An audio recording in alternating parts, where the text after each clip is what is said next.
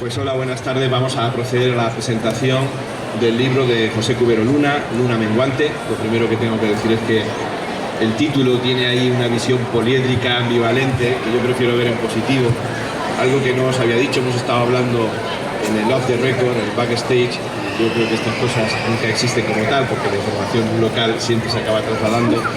A mí el término luna, quien me conoce sabe que me encanta, que me dice mucho. Prefiero ver la luna en positivo. Me voy a olvidar del micrófono porque si no voy a estar muy pendiente de que el micrófono esté al lado mío. Pepe, que de lo que tengo pégaselo. Luna menguante, yo prefiero verlo, que es lo que trataba de decir, como algo en positivo, con un cariz, con un calado optimista. Sabéis que ahora estamos en una precisamente creciente. Y como la vida es una cuestión de perspectiva, yo hoy voy a estar pensando, aunque lea Luna menguante, que estamos hablando de ese don José Cubero Luna, en una visión creciente de la vida, esté en el momento que esté. La portada me gusta, porque además yo creo que alude a ciertos relatos que aparecen aquí, como es el caso también de ese rostro que no termina de verse, el faro, etcétera, etcétera. Yo había puesto aquí una serie de notas para no perderme mucho. Creo que esta semana es una semana gloriosa, que conviene también que la enmarquemos, esta presentación, esta feria del libro, segunda en esta etapa en la que nos encontramos. Hemos llegado a un sábado de pasión, vuelvo a repetir, pero en una visión positiva, y para presentar un libro que yo considero maravilloso. Maravilloso porque el libro en sí, aunque reconozco que lo he leído de manera salteada porque me llevó a mediados de esta semana, en una semana complicada desde el punto de vista del trabajo, pero es un libro maravilloso sobre todo por el autor, a quien conozco, y algunas de sus obras anteriores. Por dar algunos datos, desde el punto de vista técnico, hablamos de un libro de 200 páginas, ya sé que el aspecto cuantitativo no siempre es lo más importante, tiene 28 relatos breves, ahora hablaremos un poquito de su técnica del relato, que él dice que le cuesta como mucho trabajo hacer el relato, que prefiere hacer un libro de más calado, más profundo. Está dedicado al editor, lo cual también está bien, lo tenemos por aquí dando vueltas. El trabajo de los editores no solo es fantástico, sino que yo creo que es difícil de ponderar. Dice que está sudando la gota gorda en el sentido físico hoy, pero yo creo que el esfuerzo que hacen precisamente para que la literatura tenga presencia en estos tiempos convulsos, yo creo que es digno de encomio y tenemos que destacarlo. Es un libro sin prólogo, luego le preguntaré por qué no aparece un prólogo al uso. No me tienes que responder ahora. Lo de la portada lo había comentado. Y también yo creo que es un libro de madurez. Yo estaba recordando el libro de memorias de un niño murciano, que de pronto yo creo que esa visión optimista, como también aquí, aunque hay que darle alguna vuelta, pues era el de alguien muy joven. Yo aquí encuentro una persona con una visión de madurez muy importante. Es un libro sencillo, es un libro culto, muy trabajado. Y lo que yo antes destacaba, que sabe comenzar. Eso los periodistas nos fijamos mucho en cómo empieza un relato y en cómo acaba. Y yo creo que sabe comenzar muy bien las historias. Entonces sabe que una historia es marcar un buen comienzo, hacer un buen desarrollo, esto desde la época de Aristóteles y quizá de antes, y saber concluirla. Y yo creo que sabe hacer esas tres facetas, la cual más importa.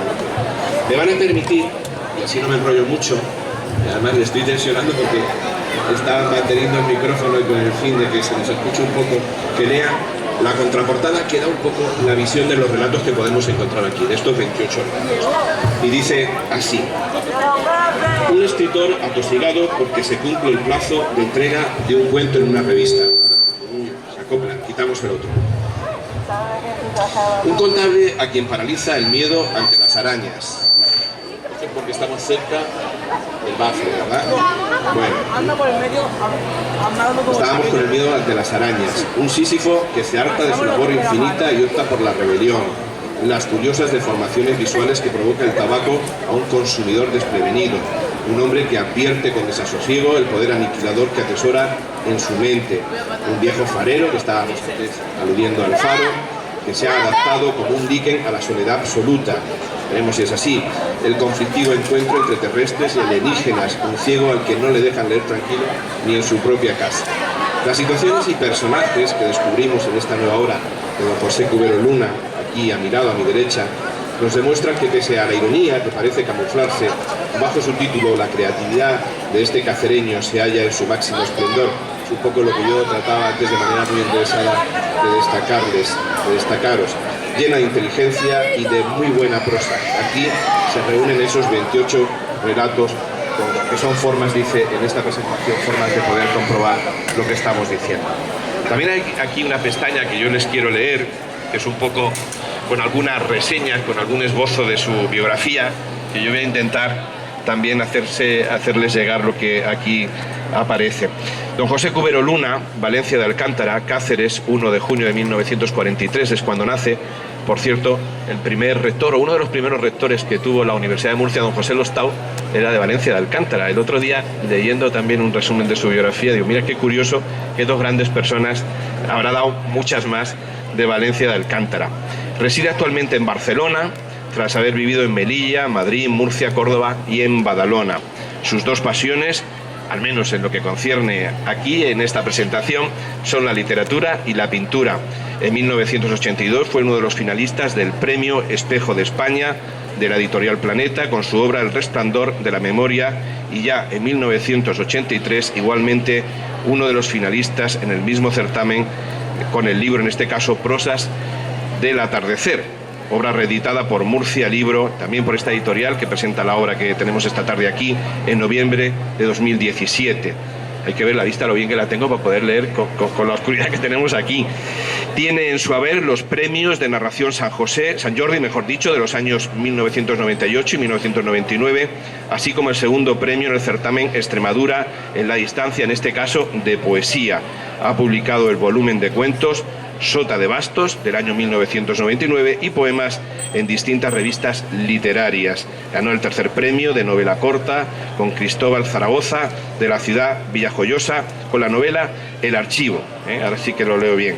Novela El Archivo, ese premio de novela corta Cristóbal Zaragoza. También en editorial Murcia Libro, en la editorial que presenta la obra de esta tarde, ha publicado Memorias de un niño murciano, que yo antes les aludía, del año 2016, y Vistabella, Mon Amour, del año 2018, obras que conforman una trilogía de corte autobiográfico, también podremos aludir a ellas, que se completan con Alevín de Franco 2016, publicada en este caso por Ediciones Alféizar. Bueno, pues esto es un poco el esbozo tanto de la obra, de lo que podemos encontrar en esos 28 relatos, como del autor que tenemos aquí. Yo luego les puedo leer un poco algunos de los comienzos que yo les decía que me llamaban la atención, cómo comenzaba sus relatos, pero en todo caso voy a cederle la palabra a él, porque habrá un momento en que nos dirán que tenemos que retirarnos, vamos a estar aquí hasta que nos lo digan. Yo lo primero que le preguntaría es, ¿por qué surge un libro así? No sé si es cuestión del momento, de lo que uno lleva dentro, de que uno escribe y hay un momento que compendia esas obras que pueden parecer más o menos dispersas. ¿Por qué? Sí, bueno, lo escribí, no sé, por cambiar un poco la temática, el estilo de Memorias de un niño murciano, de Vistabella Mon Amour, de Alevín de Franco. O sea, este es un libro de relatos completamente distinto a estos otros. Entonces he intentado, como muy bien has dicho, desde un principio, que el final sea algo imprevisto, que el lector no sepa por dónde va a terminar la historia hasta que no la termina, ¿no? Y que se sorprenda un poquito con el final. Es algo como un quiebro, y intento despistar un poco al lector para que cuando llegue al final sea inesperado, ¿no? Ostras, no esperaba una cosa así, ¿no? Algo así, vamos, algo así. Yo siempre me gusta preguntarle a los autores qué tiene este libro, para aquellos que lo adquieran o que se lo puedan regalar a algún familiar, a algún conocido, qué tiene este libro que no puedan encontrar en otro. Yo sé que es una pregunta muy retórica, muy sencilla de formular y supongo que difícil. ¿Qué encontrarán en este libro que no habrá en otro? Pues no sé... No sabría qué decirte, porque claro, esto es cosa de hay un relato que marque, de cada lector. Hay un leitmotiv, que digamos los distintos relatos tengan un nexo de unión. Sí, el leitmotiv es esto, un poco la fantasía. Hay algunos relatos que han nacido pues de un sueño, simplemente, de estos sueños que tenemos y que a veces podemos coger antes de que se desvanezca, y entonces el principio ha sido un sueño, pero después, claro, he añadido pues una historia, ¿no?, a este sueño, y entonces sale un cuento pues un poquito inverosímil, un cuento un poquito aparte, ¿no?, que no es el cuento rutinario, Y entonces yo creo que sí, que por ahí pueden gustar estos relatos, sorprendiendo al lector, más que nada, sorprendiéndolo. Yo invitaría a los que están mirando que se sienten, que se acerquen, porque tener un autor cerca a mí me parece siempre fantástico, porque no solo podemos hablar de la obra, no vamos a hacer spoiler, como diría alguna persona cercana a mí, no hagamos spoiler, pero sí descubrir pues aspectos como por qué escribe uno, por qué un autor como usted escribe y sobre todo se desnuda, porque yo creo que de alguna manera acabamos esbozando a los autores a través de cómo escriben, y por qué lo traslada a un libro, lo publica, que eso siempre supone un esfuerzo, un empeño, un mimarlo, porque como cualquier otro hijo ya se van sentando, lo cual ya nos estamos tranquilizando, no estamos solos. ¿Por qué? Pues mira, yo escribo porque empecé leyendo. Yo pienso que la inmensa mayoría de los escritores escriben porque han empezado a leer, les gusta leer y son apasionados de la lectura, y un día se dicen, hombre, ¿por qué no? Lo voy a intentar.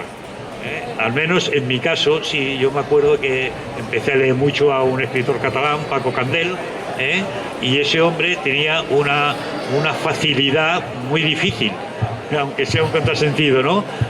Porque claro, a veces lo que la lectura, la escritura que parece fácil, no lo es tan fácil. Cuesta escribir fácil, cuesta mucho, ¿no?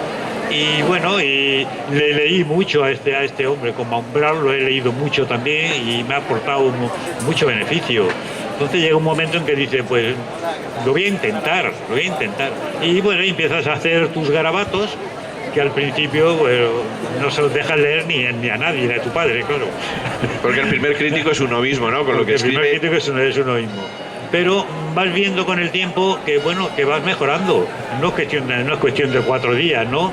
Pero van pasando años y vas mejorando en la escritura, y tú mismo te vas dando cuenta y dices, hombre, esto tiene cierta calidad, ¿no? Hasta que llega un momento en que intentas, en mi caso, pues enviarlos a algunos concursos, porque yo creo que la mayoría de los escritores noveles pues hemos empezado así, enviando cuentos o incluso novelas a las editoriales, a concursos, que han habido muchos en este país.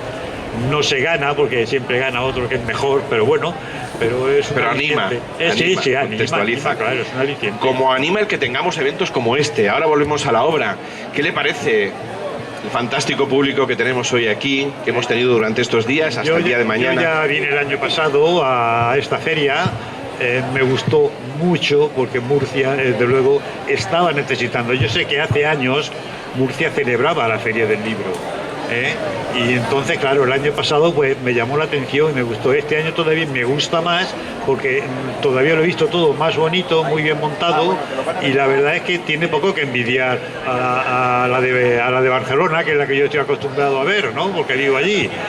Y bueno, allí en Barcelona la feria es grandísima, ¿no? Porque celebran San Jorge, San Jordi, con la rosa, el libro y toda esta historia. Pero la verdad es que esta tiene poco que envidiar, a un nivel más modesto, pero bueno, estamos en el segundo año, poco a poco irá creciendo. Veo el mogollón de gente, veo la cantidad de gente que está deambulando por aquí, y la verdad es que me emociona, porque al que escribe, pues ver un espectáculo de este índole, pues le tiene que emocionar a la fuerza. Y tratar con el público, con los lectores, conversar. Tratar con el público le gusta a usted específicamente. Pues sí, conversar, lo que le digan, el feedback que puedan tener sus obras. Yo históricamente soy muy tímido. Siempre lo he sido. Todos lo somos hasta que nos ponemos delante de un micrófono y nos olvidamos de la timidez. Es esto. Yo he pensado algunas veces, digo, no sé, yo si hubiese sido actor habría sido muy tímido, pero una vez puesto en escena, ya te olvidas. Me lanzo y entonces me olvido bastante, la verdad. Y la verdad es que creo que no se me da del todo mal, porque me gusta recitar poesía mucho, ¿sabes? Y eso te ayuda con el público, te ayuda a desenvolverte con las personas. Creo que sí, para mí es positivo, muy positivo el entrar en contacto con la gente. ¿Sí? Volvemos a la obra. ¿Hay un relato que específicamente le guste más? Eso, cuando uno tiene varios hijos es complicado, pero hay uno ya que... Ya sabes esto de los hijos, ¿no? Todos son buenos, todos son guapos, siempre hay uno pues que te llega un poquito más, naturalmente. Bueno, está el que llamo El Faro, que es El Viejo y el Faro.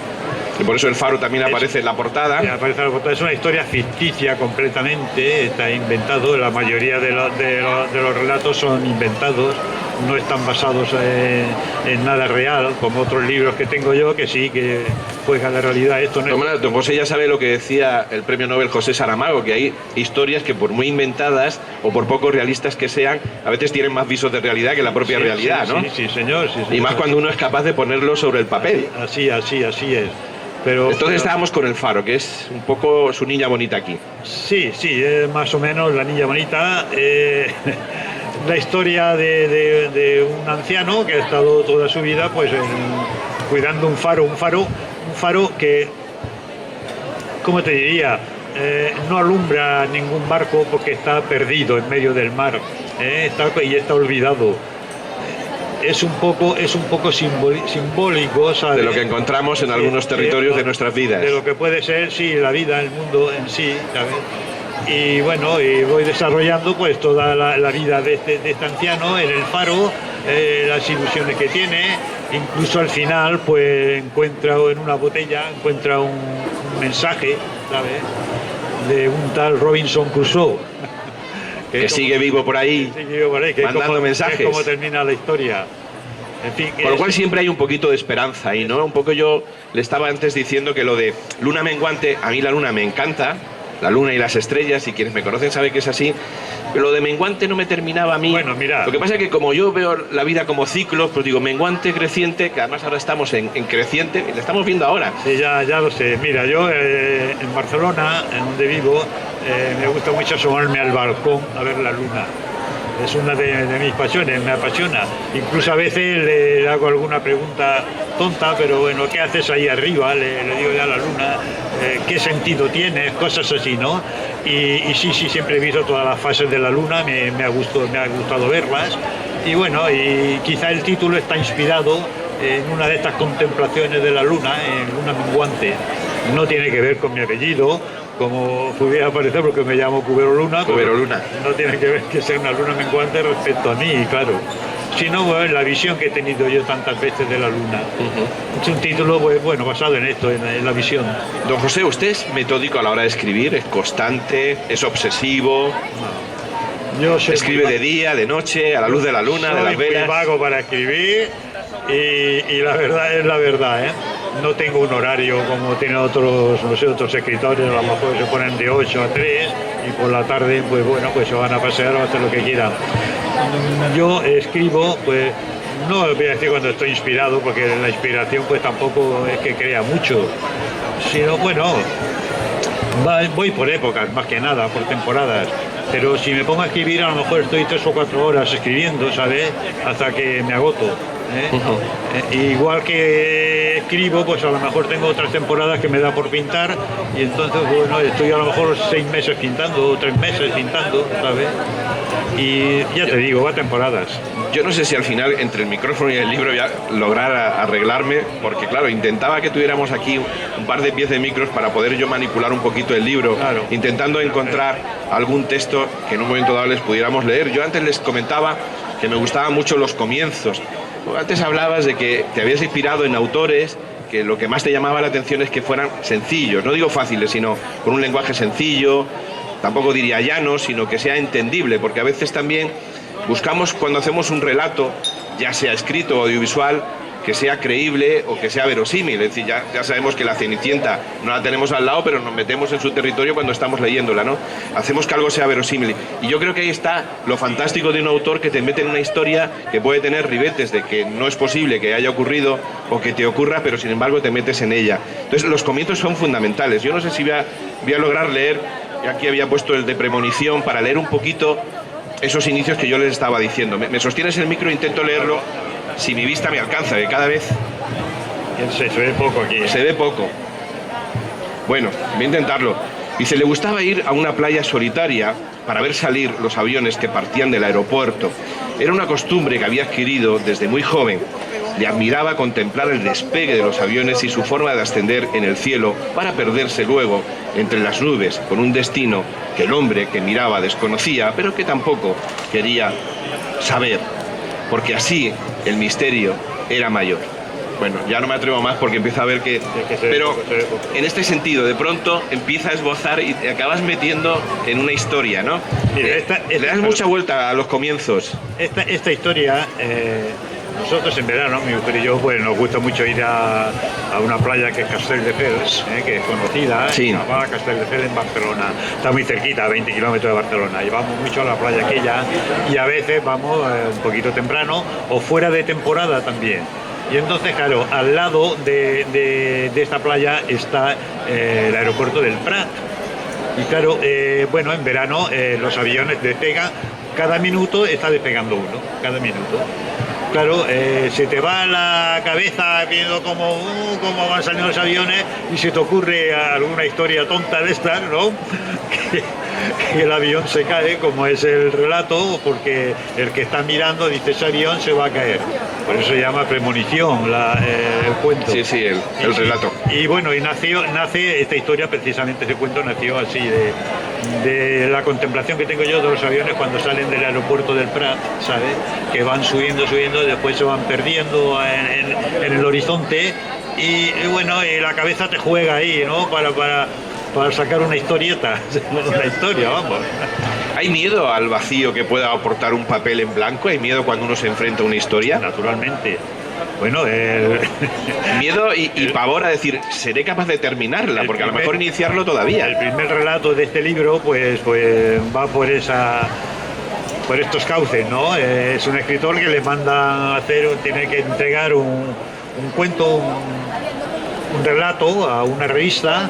Y el hombre, bueno, pues no hace más que empezar folio, romperlo, otro lo arruga, lo tira y así se pasa, pues yo que sé, horas y horas, le están reclamando desde la revista, le reclaman el cuento y el hombre no encuentra la forma de ligarlo, ¿no?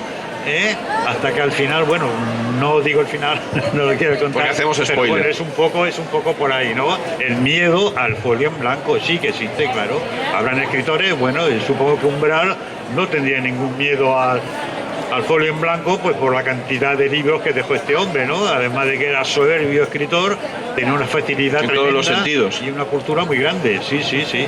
Pero yo creo que a la mayoría de los escritores, pues sí que tiene cierto miedo al papel en blanco, es lógico.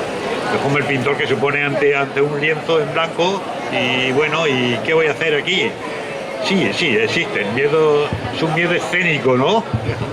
Bueno, la luna creciente nos está iluminando. Yo siempre me gusta decir, es verdad que hoy el contexto se complica más porque hay ruido, pero yo creo que también forma parte de la hermosura de este tipo de encuentros, que estemos en la calle, con lo cual es más difícil la comunicación con el público. Pero yo sí que les animaría a que formularan algún tipo de pregunta, algo no en torno a la obra, porque obviamente la obra lo normal es que no la hayan leído. Yo la he leído a saltos porque me ha llegado esta semana, es una obra recién editada, pero en torno al autor, a otras obras que conozcan, porque yo creo que forma fantasía, no en el sentido de imaginación, sino de decir, pues tengo esta oportunidad, que a veces no valoramos el tener determinadas personas cerca en un cierto momento, como pueda ser esta tarde. Entonces, si alguien quiere preguntar, levanta la mano, intentamos escucharle, igual que yo antes intentaba leer, y le trasladamos la pregunta a don José Cubero. Luna. Sí. Verá, no por la historia no, porque no... Obviamente. Pero a la hora de escribir, cuando usted gestiona la historia, si es un relato relativamente corto, no se sabe si es un relato. Son relatos cortos.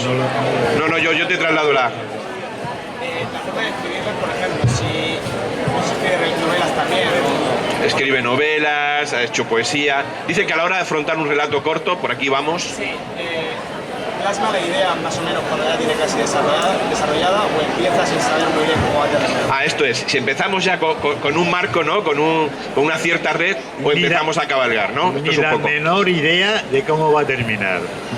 Creo que va por ahí tu pregunta y con cierto sentido. Es verdad. Hay escritores a lo mejor que bueno, lo tienen pensado desde el principio al final, lo tienen ya en la cabeza. No, a mí me gusta más ir sobre la marcha, a ver qué va a salir. ¿Qué puede salir aquí? Entonces que me sorprenda a mí mismo, ¿entiendes? Esa es más o menos mi línea, en relatos y cuentos.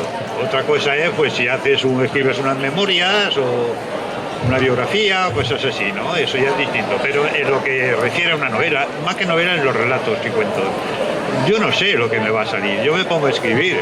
Claro, tienes una idea, tienes un germen, porque si no, no podría seguir. Pero parece como a veces han dicho que hay alguien que te está diciendo las cosas, que, ¿sabes? Te lo va narrando. Yo no sé si será así, pero la verdad es que un poquito de realidad hay ahí, porque yo no sé por dónde voy a seguir. Y me van viniendo, vas escribiendo y te van saliendo y después te das cuenta que, bueno, pues mira, esto tiene cuerpo. No sé, es un tema que se completa por sí solo, ¿sabes? Pero la idea es la que dices, ¿sí? Yo me estaba ahora acordando de un amuno que le preguntaron un día que qué técnica tenía para escribir los distintos géneros que él cultivó, y él decía que lo hacía sin técnica, ¿no? Obviamente la tendría, y a veces es verdad que uno descubre que es también lo fantástico de estar cerca de gente de mucha valía, que hay gente que tiene un don, ¿eh? Y eso en la universidad siempre lo decimos, es decir, uno puede enseñar algunas técnicas, pero luego tú tienes que desarrollar tu propio librillo si quieres desarrollar un talento en el caso de que lo tengas. Y eso supone muchas veces esfuerzo, sacrificio, muchas noches ahí enfadándose uno con el ordenador. Yo antes era muy maniático de escribir sobre el papel y ahora me he acostumbrado al ordenador y sería incapaz de volver atrás porque me da muchísima intimidad. Es decir, de hecho, cuando escribo sobre el papel tengo la sensación de que voy más lento, de que las cosas no me ocurren igual. Pues esa complicidad también supone mucho esfuerzo y mucho trabajo para desarrollar una técnica que a veces tú piensas que no la tienes, pero en realidad sí que está ahí. Lo que pasa es que tú has crecido con ella y no la ves. Pero sí que es verdad que uno debe tener siempre en mente que tiene que haber un buen punto de partida. Yo eso sí que lo destaco en cualquier relato, ya sea una película, ya sea un relato corto, ya sea una novela, que tiene que haber puntos de interés, que toda la vida no es tener un conflicto permanente, como dicen algunos, y acabar con algo que te diga algo, un final abierto, pero que en todo caso te vislumbre que te ha aportado algo esa novela o ese escrito, bueno, ¿no? Sí, es que es lo que decíamos. En un relato, en un cuento, puedes dejar que venga la musa, por decirlo así, ¿no? Y te vaya sacando ideas, te vaya dando ideas. Pero, por ejemplo, en una novela histórica, pues no puedes hacer eso. Tienes que tomar muchas notas, mucha documentación, y ir sobre una realidad. Esto, el cuento, o incluso la poesía, pues claro, no tiene que ir por estos páramos. Entonces es mucho más libre, te da libertad para decir a lo mejor incluso, no sé, cosas tontas, absurdas, pero que que pueden gustar, oye. No, pero a veces incluso en un poema uno acaba poniendo por ahí un verso suelto porque sabe que ese es el punto final. Sí, claro, si no, claro. No queda bien. Es así. Creo que a las 8, y ya hemos pasado de las 8, había otra presentación. Aquí está el presidente de la cosa, de Palín, don Asensio Piqueras, y nos dice que paremos, nosotros paramos. Entre tanto estamos aquí más que encantados, porque además estamos viendo gente cerca, que siempre el contacto cara a cara ayuda mucho, y yo os invito, les sigo invitando a que formulen algún tipo de pregunta o de razonamiento, de reflexión con el autor, porque, reitero, el tener un autor cerca yo creo que siempre es una cierta bendición, porque siempre es un acopio, la mayoría de los casos, de experiencia, y seguramente por ahí hay cosas sobre aquellos que escribimos que nos puede dar un pelín de luz. Hoy que estamos con la cuestión de la luna no menguante, y ahí tenemos una cierta divergencia, sino creciente. A ver, ¿alguna pregunta más?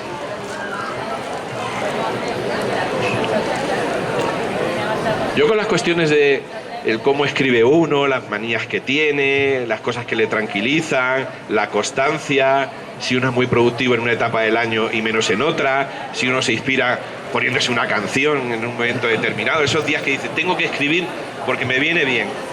Y el que está, por ejemplo, en el ámbito de la poesía dice, pues mira, voy a ponerme no sé qué tipo de canciones porque de alguna manera me sumergen en un mundo, ¿no? No, yo catarsis. De canciones no me cuento. Yo estaba pensando en otros locos que conozco y que se miran al espejo todas las mañanas. Cuando escribo no me gusta ni que haya música ni nada. Me gusta, me gusta estar en silencio, que me moleste lo menos posible, desde luego, porque tengo mi despachito, me meto allí y tal. Pero no suelo ponerme ni música, ni beber whisky, ni beber Coca-Cola, ni nada. Me pongo a escribir. Antes, cuando fumaba, sí, no paraba de fumar. Ahora por suerte, pues he dejado de fumar, llevo más de año y medio, y tampoco me causa muchos nervios, ¿no? Al escribir el haber dejado de fumar. Cojo un caramelo, cojo un chicle y tal, ¿no? Pero es lo que te digo, no me gusta ni música de fondo porque me distrae la mente. Y yo lo que quiero es que las ideas pues me vayan viniendo, como he dicho antes, no sé de dónde, de arriba, de abajo, prefiero mejor que sean de abajo que de arriba, pero vamos, no uso nada que me pueda distraer al escribir, ¿sabes? Y es muy perfeccionista, es decir, ¿cuándo acaba un relato, una novela o un ensayo? Es decir, ¿cuándo dice he acabado? No. Que a veces hay que decírselo uno diciendo, ya ha llegado, que llevamos 3 años, que esto no es vida. No soy muy perfeccionista, ni soy mucho de arreglar el folio, claro que lo repaso, porque hay que repasarlo, incluso a veces hasta alguna faltita se puede colar, ¿no? O arreglar una oración, sí, pero no suelo arreglar mucho. Procuro, no es presumir, pero procuro que más o menos pues que lo que estoy intentando transcribir me quede más o menos como yo creo que me ha de quedar, como a mí me gusta. Arreglo poco. Por otra parte, no sé, lo que decía del... Sí, le dabas muchas vueltas a la hora de terminar una historia. No le doy muchas vueltas, no. Si veo que el final está más o menos aceptable, pues ya lo dejo así. Si otra persona lo lee y dice, hombre, no sé, le encuentro el final que está un poco así y tal, pues entonces lo vuelvo a coger y digo, bueno, pues tienes razón tú, pues lo voy a trabajar de otra manera. Y sí, lo trabajo de otra forma, pero vamos, no suelo arreglar mucho. Siempre hablar con un escritor... hay una pregunta. Yo estaba hablando por hablar, ya ven ustedes. Fuerte. Pepe, ¿cómo escribes? ¿Con papel, con ordenador, con pluma, con boli? ¿Qué soporte utilizas? ¿Tierra, mar, aire? De siempre, mi libreta y mi bolígrafo, a mano. A mano, porque creo que al escribir a mano se diferencia de escribir al ordenador o a máquina. Ahora es ordenador, antes la máquina de siempre de escribir, ¿no? Creo que a mano es más íntimo, el ordenador es más libre, el teclado del ordenador como un piano, te vuelves loca y escribiendo, ¿no? Es más suelto, pero a mano, para mí al menos, es más íntimo, me salen cosas más de dentro que cuando escribo al ordenador. No sé por qué será, pero mira. Las ideas pasan por el brazo. Ay, por ahí va la cosa, por ahí. O sea, va más directo. ¿Más preguntas? Tenemos 5 minutos y yo estaba viendo por si estaba ya la siguiente tanda. No, yo sí le voy a hacer una pregunta más, no me voy a resistir porque yo sí que me gusta aprovechar el momento. El carpe diem yo creo que es muy importante. Luego no hay más oportunidades y que uno llegue a casa y diga, ¿y por qué no le hice esa pregunta, no? El tema de la lectura hoy en día, que siempre es como muy polémico, ¿no? Se lee mucho, se lee poco, se leen unos soportes más que en otros. Pasa con el mundo audiovisual, dice, no, es que ahora solo se consumen determinadas cosas, pues igual habría que ir, qué sé yo, al campo del videojuego para que se leyese más determinados tipos de cosas o para que la historia se inmiscuyera o la geografía. A lo mejor es un cambio que tenemos que pensar entre todos de una manera, si no fría, así con cierta constancia. ¿Cómo lo ve don José? ¿Se lee poco, se lee mucho, se leen determinados tipos de cosas? Porque ahora sí que estamos en una cierta efervescencia y hay mucha publicación. Sí, se habla tanto de que si se lee más o menos, que bueno, ya resulta una paradoja, porque no sé, ¿cómo te diría? El que es lector de siempre, el que le gusta leer, va a leer en el libro físico, va a leer en pantallita, va a leer donde sea porque le gusta leer. Yo he tenido épocas que he ido por la calle y hasta voy leyendo pues los rótulos de las tiendas. ¿Pero por qué? Porque soy un vicioso de la lectura y habrán viciosos de la lectura que les pasa igual, como aquel que cuenta los escalones del metro o de su casa, de la escalera. Que es otra de las historias. Es un poquito obsesión, es un poquito obsesión, ¿no? Esto. Yo creo que la lectura tiene un gran porvenir todavía en el libro físico. Para mí es el mejor medio que hay para mí. Pero reconozco también que la pantalla, pues es un motivo pues para que lea muchísima más gente que pueda encauzar a chavales en la lectura, porque claro, a ellos les llama mucho la pantallita, y si les ponen lecturas por ahí, pues se van a enganchar también. Después puede que pasen al libro, pero bueno, es bueno. Todos los sistemas que hay son buenos. Yo prefiero hoy por hoy el libro físico. Ahí está la cosa. Pues con esta reflexión terminamos, que ya tiene que venir la siguiente presentación del libro. Hemos presentado el libro Luna Menguante, de don José Cubero Luna, lo tienen ahí, incluso si quieren acercarse y lo han adquirido y quieren que se lo firmen, esta era la idea que queríamos trasladarles esta tarde, acercarles en este caso un autor, don José Cubero Luna, su obra, su visión del mundo de la literatura, de otras que ha tenido anteriormente. En este caso es una obra de Murcia Libro. Es verdad que lo tenemos de fondo, pero agradecer el esfuerzo de los editores, que yo sé que es muy difícil de que seamos capaces de perfilarlo, porque no hay horas para que nosotros reconozcamos el gran empeño que pone, la gran fuerza de voluntad en un mundo muy convulso, porque el mundo es verdad que hay líneas muy sencillas, pero otras bastante más complicadas. Gracias por estar con nosotros y disfruten de la Feria del Libro. Hasta ahora. Muchas gracias. Muchas gracias. Gracias a ti, hombre. Gracias.